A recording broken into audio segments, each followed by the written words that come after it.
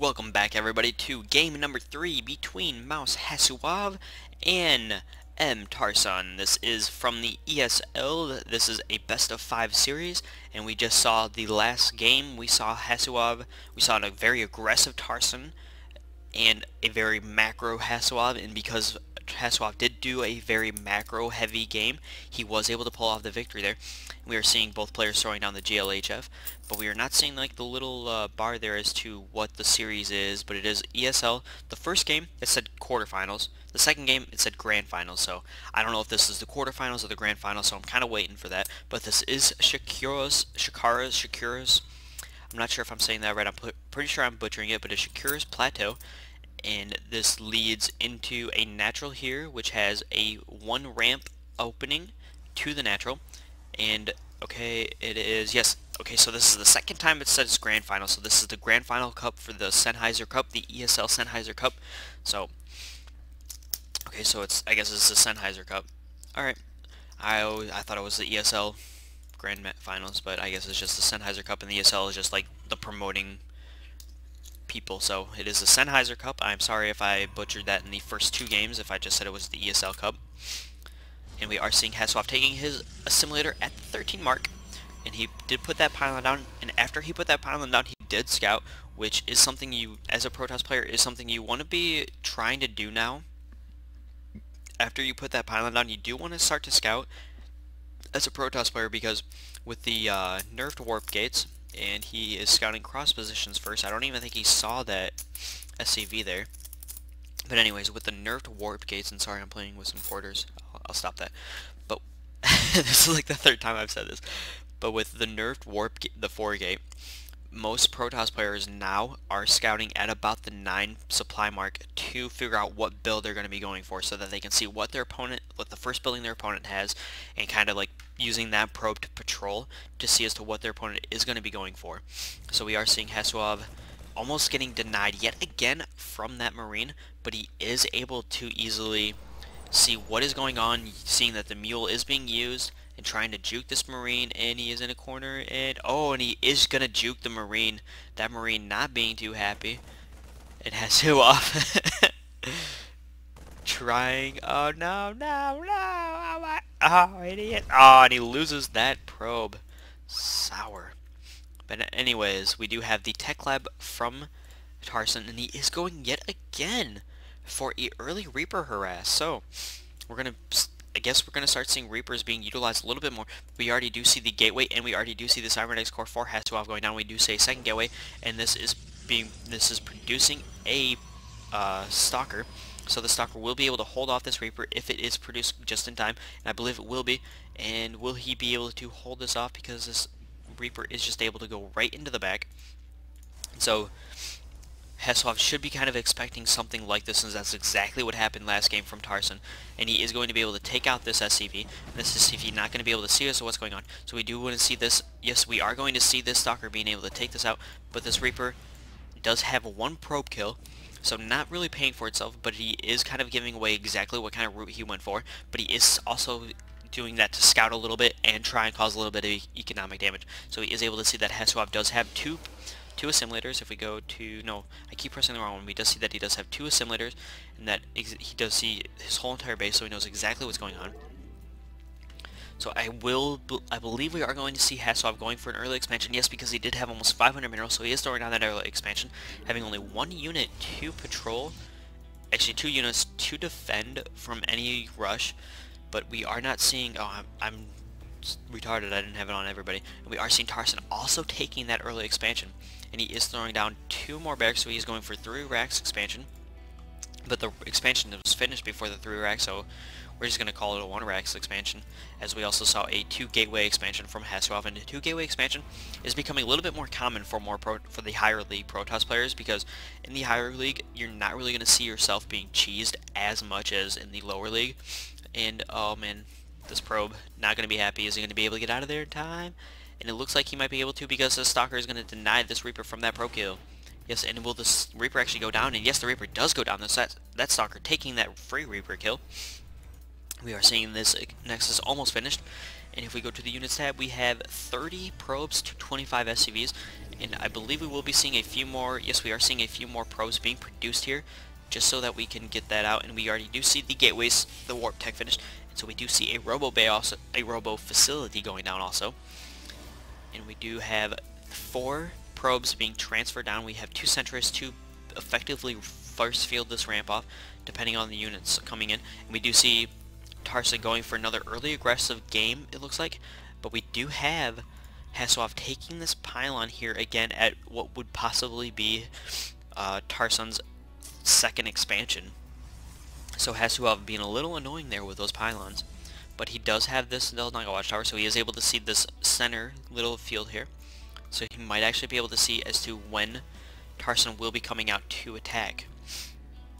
And we do see taking both those assimilators and this Nexus already getting somewhat caught up and insaturated. And we do have full saturation here at this main base also. What we could see is we are going to see another gateway being thrown down. Possibly 2 more, and we do see the Robo Bay going down, so he is going quickly into Colossus. So he's going to get the Colossus a lot quicker than he did that last game, so this will probably be a different story for both players because he does have the Colossus a lot quicker. And if we do have MTarson going for that Marine Marauder ball yet again, yep, he is going for that MM ball right now. I do not see a Stargate. Yes, there is the Stargate, I mean the Starport. And we do have the reactor just finished, and he will be flipping them over. And so that is something you should try and do if you are going to go and try and get quick medevacs or Vikings out. And I believe he's going to use this to kind of scout and see as to what he wants to get out. So he will be using this factory to fly in there and to scout, because I mean he knows he's not going to be using the factory, so he's just going to use it as a scouting vehicle. Because I mean, what else are you going to use? Like, what else is it going to be? It's a 1250 HP unit that you can use to effectively fly around the base and see exactly what's going on. We are seeing 3 more gateways from MouzHasu being forced in on the bottom. And are we going to actually see some units being warped in here to come deal with this? Or will he give away the fact that he does have a Colossus? But I believe at this point in time, MTarson probably already knows that he does have a Colossus since he was going for a fast expansion. In this factory, going to be seeing everything, seeing that the warp gate is finished, seeing those stalkers. These stalkers aren't going to be able to take it out quick enough, and he does see the Robo Bay, but he does not see that these 3 gateways are in the back corner here. So he is going to be moving out with his army at the same time, but we do have this force here, and if he force fields correctly, he is able to easily use this Colossus to do quite a bit of damage. And we do need to see these gates being warped in, and Thermal Lance is just now finishing, so he will be easily able to take out a lot of these units just because of that Thermal Lance, and he is going to be taking out this pylon. And these Zealots are not going to be very useful there. They are just going to die, and he is killing quite a few of those Marines. So he has 3 kills, 4 kills, 5, nope, not 5. So he has 4 kills on this Colossus right now. And we do have all of these gateways just now finished and into warp gates, and he is using making all of those units stalkers, 2 Colossus, 4 sentries on the field at the moment too. And he is a little bit supply block, so not really supply block, but he is now building more pylons, and he is going to meet this army head on, kind of trying to split it up, getting 2 Marines, no, just getting 1 Marine, nope, almost 2, is he going to get the second, that Marine? Oh, that Marine is going to go down, but he is force fielding that self and kind of causing a little choke point for himself, and he is going to take out this Marine at the watchtower. So we do see MouzHasu being more aggressive this game than he was the last game, but we do see another simultaneous attack and or drop going into the back here.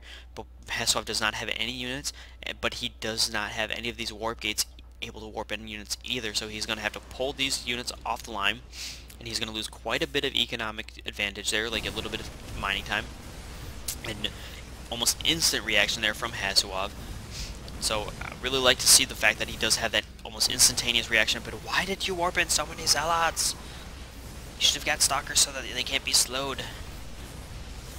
Oh no, is he going to lose this Nexus? He might actually lose this Nexus. No, he is losing almost every single building here, using his probes to block off, and no, he is. Now he does have the Colossus and the Stalkers here. Will he be able to take these out? He might actually be able to take out a full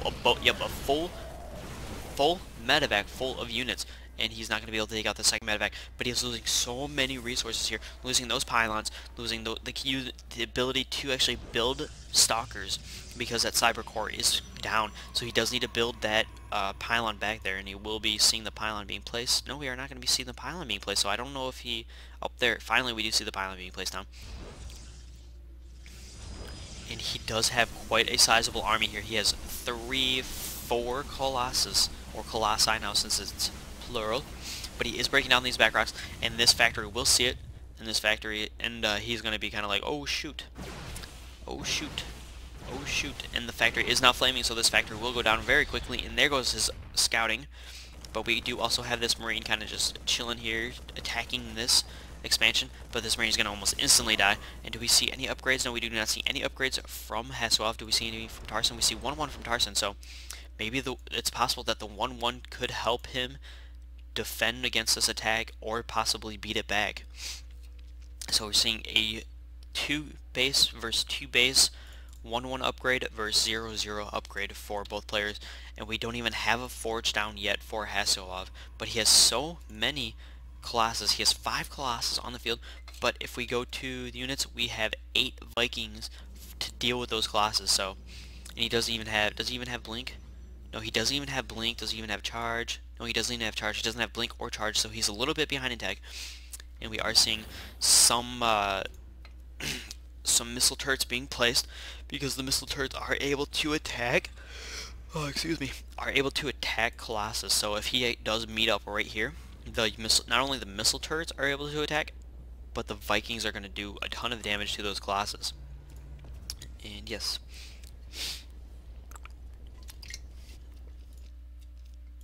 Sorry, my mouth is getting a little dry.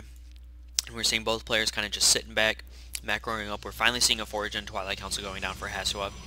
But I believe that attack from Tarson hurt him quite a bit by taking out the ability to produce that Colossus and the ability just taking these buildings out of the picture pretty much.